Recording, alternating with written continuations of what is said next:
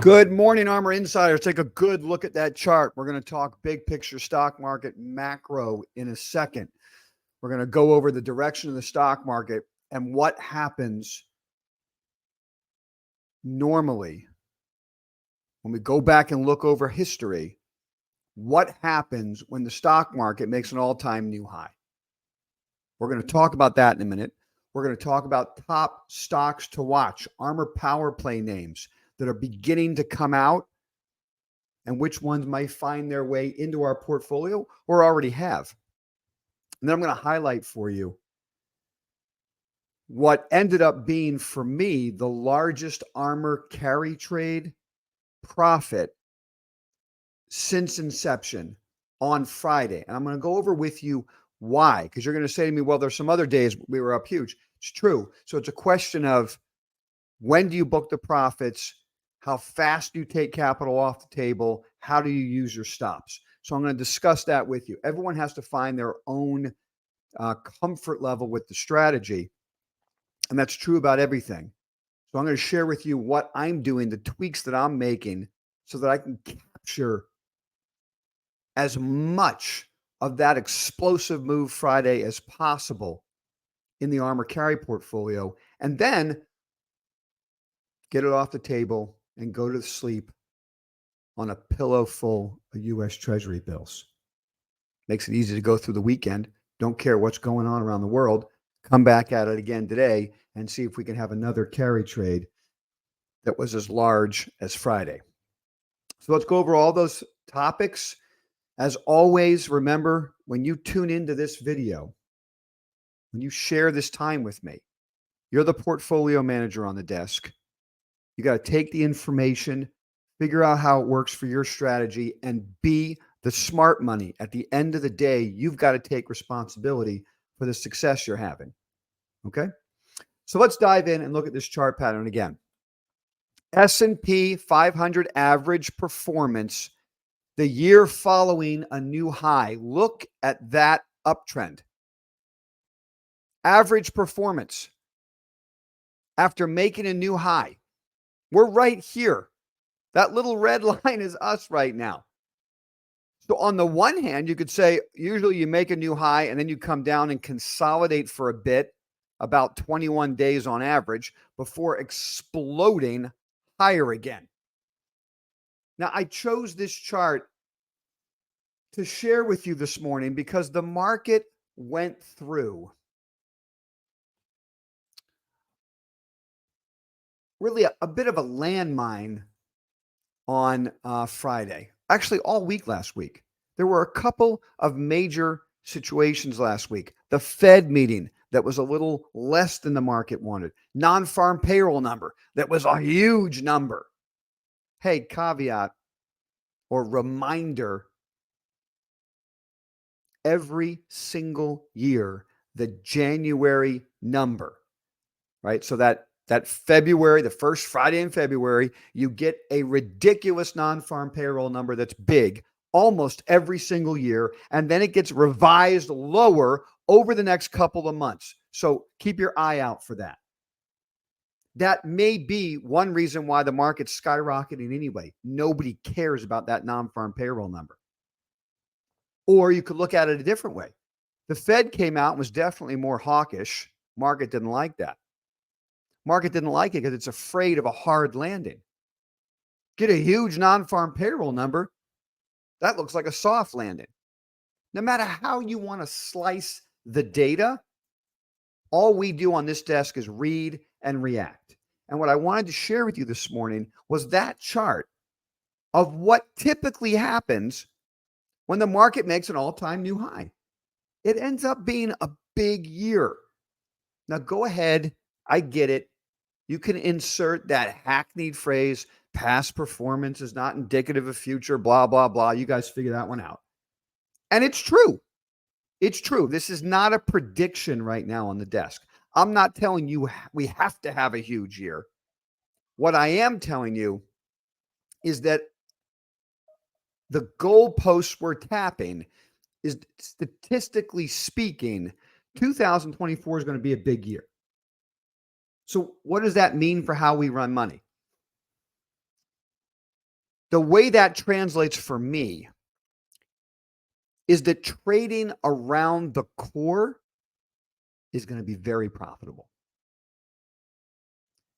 It doesn't mean the market can't sell off for a couple days or even a couple weeks. But what the statistics suggest is that buying those sell-offs will make us a lot of money. Okay? Buying those sell-offs will make us a lot of money. So what we want to do is when the market gets extended, book some profits. And when the market sells off, put the capital back to work when we get algo entry points. That's the key. So we'll get ARMR algo entry points.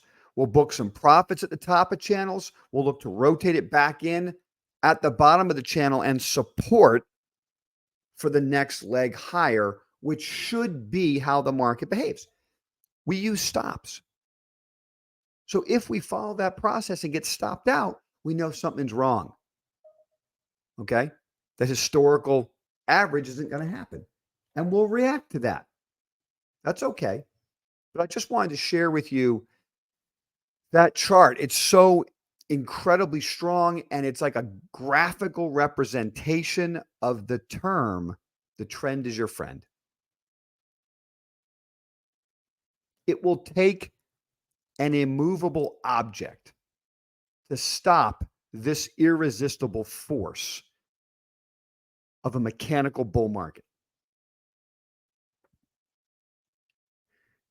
I'll be the first to tell you,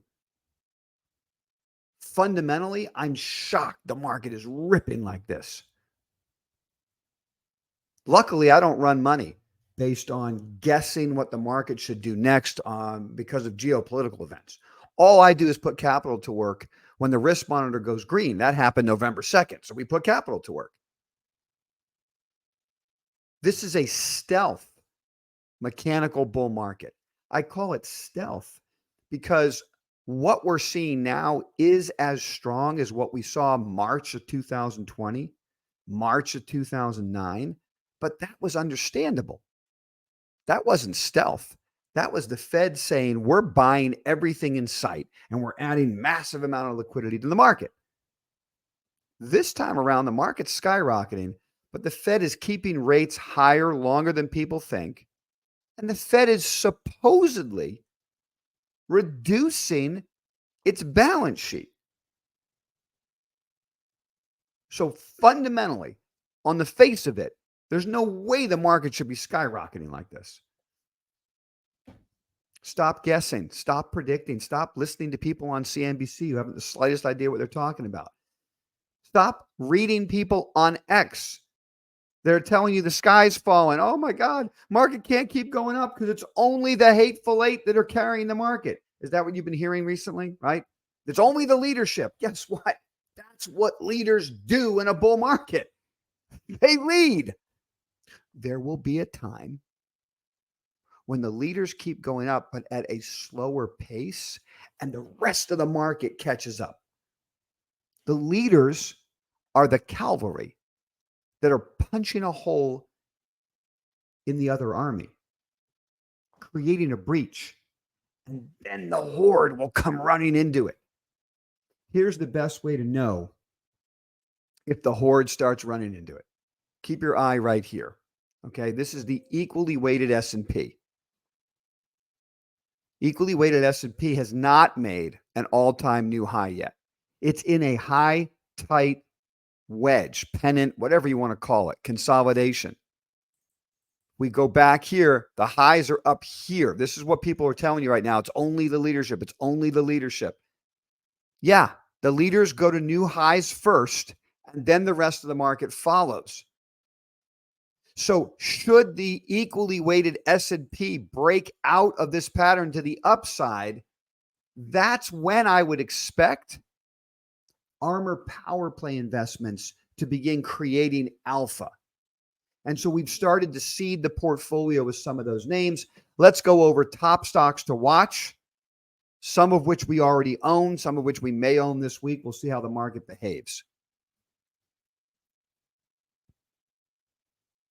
Okay.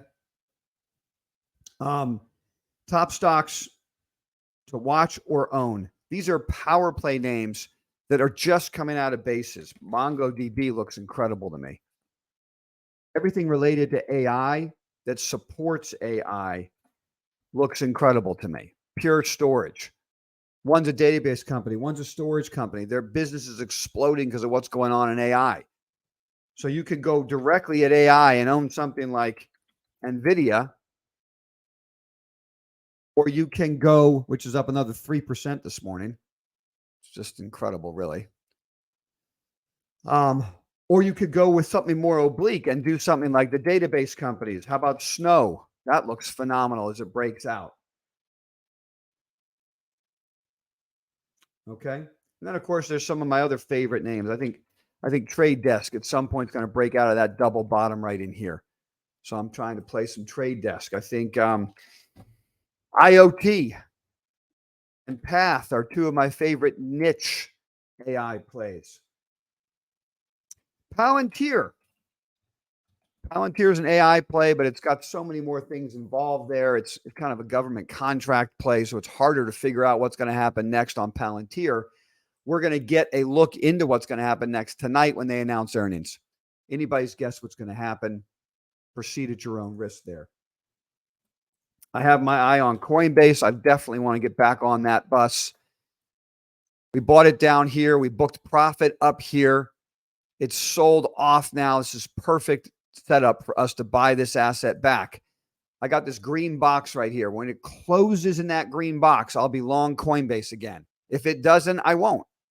I'll be looking for day trades to hop on it.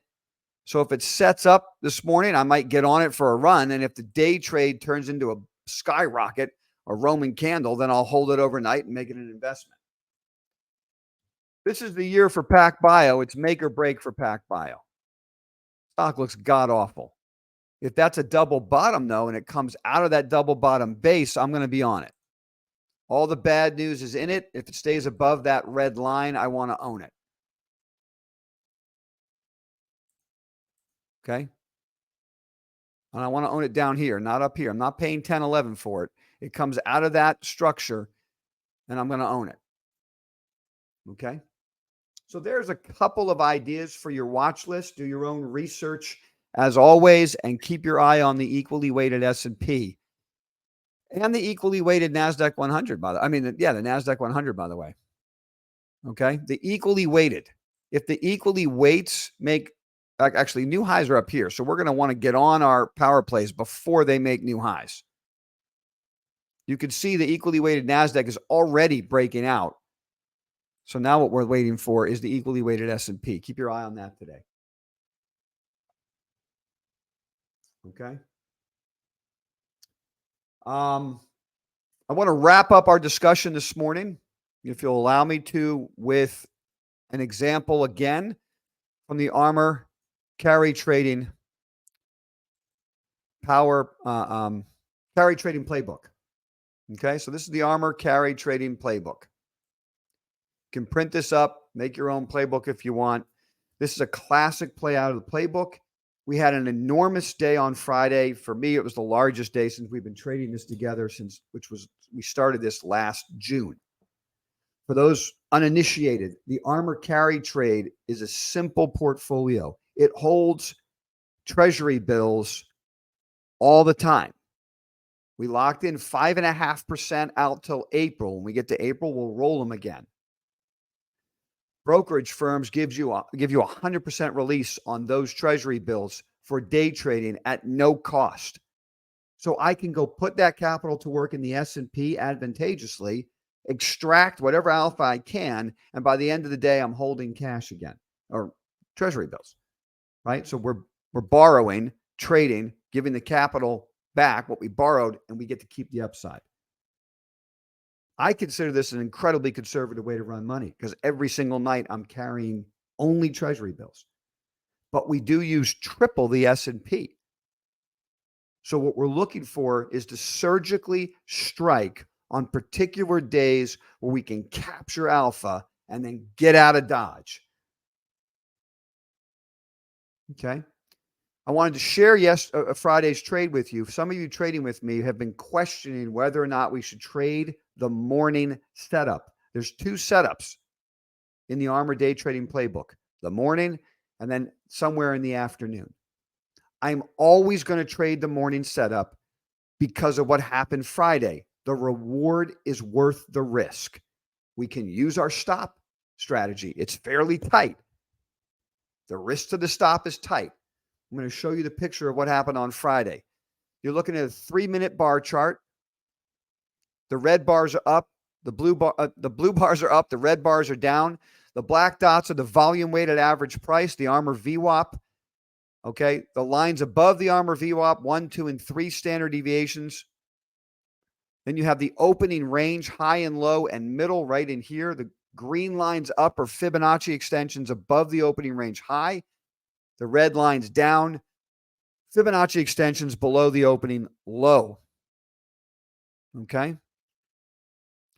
This blue line right in here is the average true range high and the average true range low, but they're ARMR algos. So they are dynamic. They're not static. What you'll see in here on Friday is the stair step higher in the ATR low of the day is what we look for powerful uptrends in the morning. Okay. So we get on the trade first thing in the morning. The red lines are the stop locations on the way up. You'll notice how price never challenges the stop. Comes back down to it, holds, goes higher. Each time the market makes a new high, we raise our stop to the low of the bar that exploded. Makes another consolidation. When we get median bar reversals like this and it goes higher, we raise the stop to the low of the median bar reversal. Explodes higher. We raise the stop to the low of the bar that explodes higher. Now, this time here, the market went above the average true range high of the day. Think about what that means. The average true range high of the day. That's normally where the market will stop going up, roll over, break back down, or consolidate or whatever. In the past, I usually sell a lot more at that level. What I did on Friday was sell very little on the way up and carry almost a max position to the final exit, which is what led to the biggest move for me. Now, the reason I did that is days like Friday are like unicorn days. They come around 1 or 2 times a month where you get on a morning trade and they skyrocket all day. This happens 1 or 2 times a month. It actually happens more in a bear market. In a bear market, you'll get that kind of volatility. You might get 3 or 4 trades like that a month. In a mechanical bull market, you don't usually have that type of explosive move and volatility. Okay? So it's imperative that we capture as much of that upside on unicorn days as we can. Okay? So we just follow the stop up. Normally, I booked profits faster. But on Friday, I said, no, this is a unicorn day. I'm going to ride this as long as I can. I have to start getting more out of the explosive days. So we raised our stops here after this huge up bar, partial below, partial above the average true range. Instead of selling when it hit the ATR, I didn't sell anything. Let it explode through, raise the stop above and below the ATR, let it keep going.